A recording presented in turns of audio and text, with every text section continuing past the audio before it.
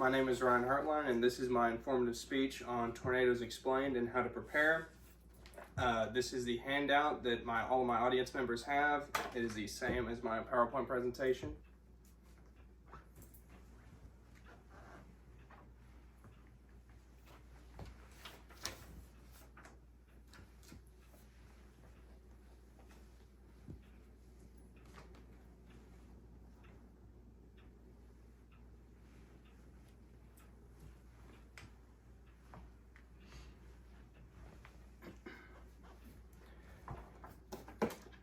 Imagine witnessing a dark, ominous cloud bigger than you've ever seen, stretching towards the ground like a black snake slowly dropping from the sky.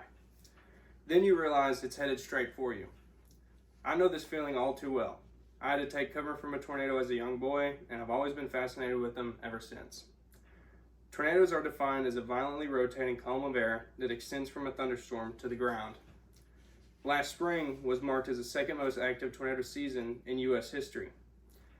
As of May 31st, NASA reported over 1,176 confirmed tornadoes. 52 of them happened in Arkansas, and one of those happened in Fort Smith. The recurring nature of these storms highlights the urgent need for improved tornado preparedness and forecasting. It is imperative to understand the science behind tornado formation and how the National Weather Service tracks them and how to better prepare for them.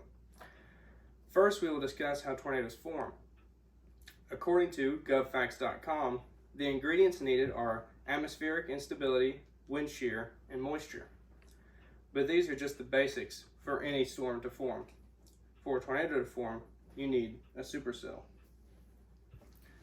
Supercells are when wind shear causes horizontal rotation in the atmosphere to be tilted into a vertical position by the thunderstorm's updraft, causing rotation, which is called a mesocyclone.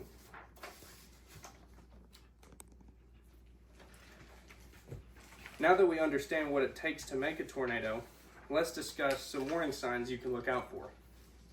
The National Oceanic and Atmospheric Association starts with the most obvious, a condensation funnel. It is a funnel of water droplets and rotating air that extends downward from the base of a thunderstorm or mesocyclone. But a tornado can be on the ground without showing any condensation funnel.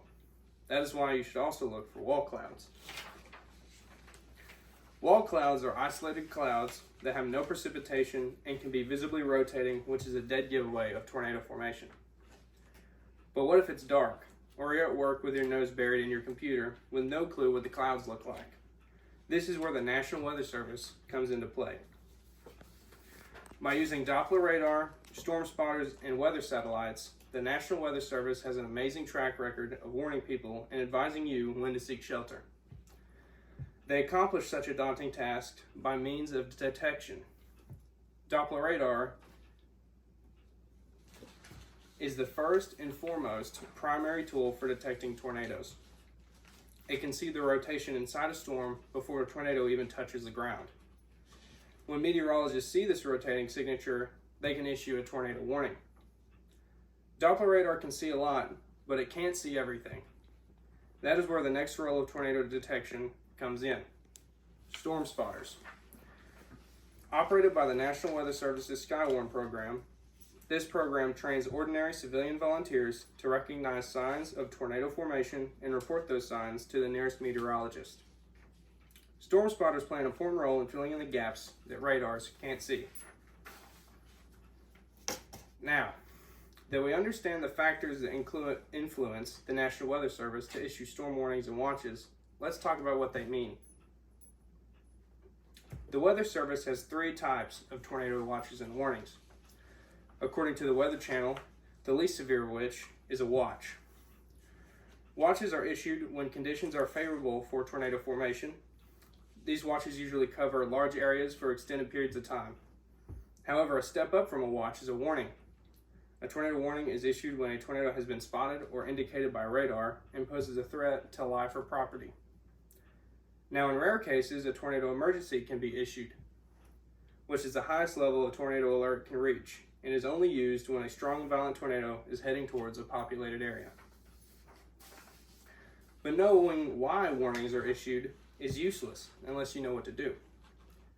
That is why it is crucial to have a tornado safety plan, which brings me to my last and most fundamental step: how to prepare for a tornado and knowing what to do when one happens. As stated by the CDC, first locate the safest spot in your home. This could be a storm shelter, a basement, or the innermost room on the bottom floor of your home, away from any windows or exterior walls. If you don't have a safe spot in your home, you can always locate the nearest community storm shelter and take cover there. It is also important to pack emergency supplies. According to the CDC, things to pack include our tools, supplies, and equipment that you need to protect your physical, mental, or emotional health during an emergency. These basic supplies are food, water, first aid kits, as well as any prescription medicines. Finally, we reach the aftermath. There are a lot of factors to consider during the aftermath of a tornado, but the first step recommended by the National Weather Service and U.S. Department of Commerce is to stay informed and shelter in place. Make sure you contact your friends and family if possible. If you're trapped, make some noise so someone can find you. Finally, when it is safe to do so, assess the damage to your home and be sure to watch out for any gas leaks or down power lines. Now, we've learned a lot of information today, but each component leads to one important point: being prepared. We went over how tornadoes form so you can recognize early warning signs such as funnel clouds, green tinted skies, to make smarter and faster safety decisions, and how the National Weather Service tracks and categorizes tornadoes so you can better understand the warning systems used and trust the alerts issued.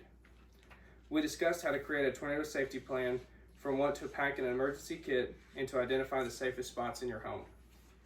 So the next time the sky darkens, you won't panic and you'll know exactly what to do in order to keep you and your family safe.